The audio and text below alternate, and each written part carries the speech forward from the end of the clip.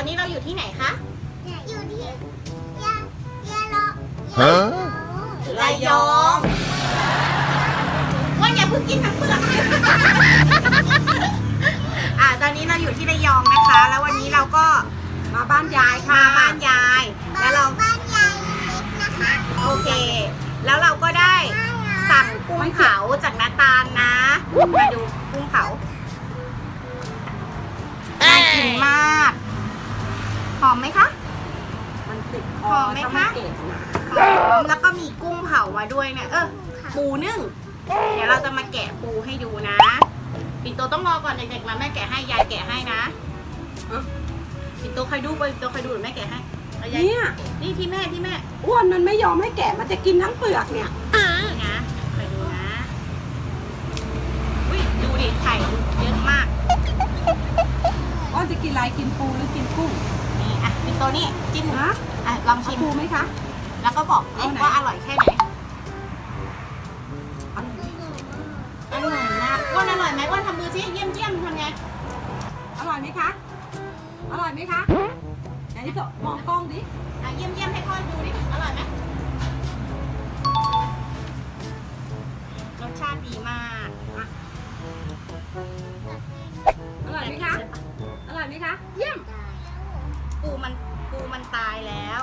เวลาที่กินปูต้องให้ผู้ปกครองแกะให้นะคะ มันมีเพราะว่า มันอาจจะหนีบได้ มันตายแล้วมันจะบีบได้ไง มันจะโดนหนามของปูได้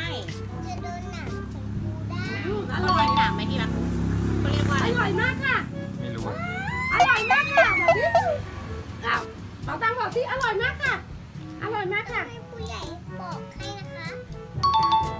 เพราะว่าเดี๋ยวมันหนีบมือได้ ช่วงนี้เนื่องจากว่าถ้าเป็นปกติเราอาจจะไปนั่งริมทะเลได้ แต่ว่ามันไปไม่ได้เนาะมันมีโควิดใช่ไหมคะ โควิดทำให้เรา ต้องอยู่บ้าน ต้องอยู่บ้าน ถ้าเราใส่นักเม็ดก็ไปได้แต่ ไม่ควรไปใช่ไหม ไม่ควรไปต้องให้ผู้ใหญ่ไปคนเดียว อันนี้นาตาลก็มีใครที่อยู่แถวระยองสั่งนาตาลได้นะ มีบริการส่งถึงบ้านเอาชิมปู อุ้ยปูอร่อย ไม่ต้องเอากัดออกมา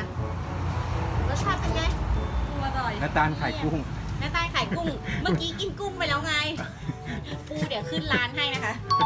เขามีบริการส่งหมดเลย เราจะได้ไม่ต้องออกจากบ้านมาปิ่นโตขอบคุณเพื่อนๆเราเพื่อนๆไปทานก่อน มองกล้องสิ มองกล้องแล้วฝากเพื่อนอะไรด้วยนะ บ๊ายบาย ฝากเพื่อนกดไลค์กดแชร์ให้ด้วยนะคะ บ๊ายบาย บ๊ายบายก่อน อ้วนฝากกดไลค์กดแชร์หน่อย บ๊ายบายก่อนบ๊ายบายก่อน อ้วนจะกินไง บายจิ๊บเดียวจิ๊บจิ๊บ เด็กๆอร่อยมาก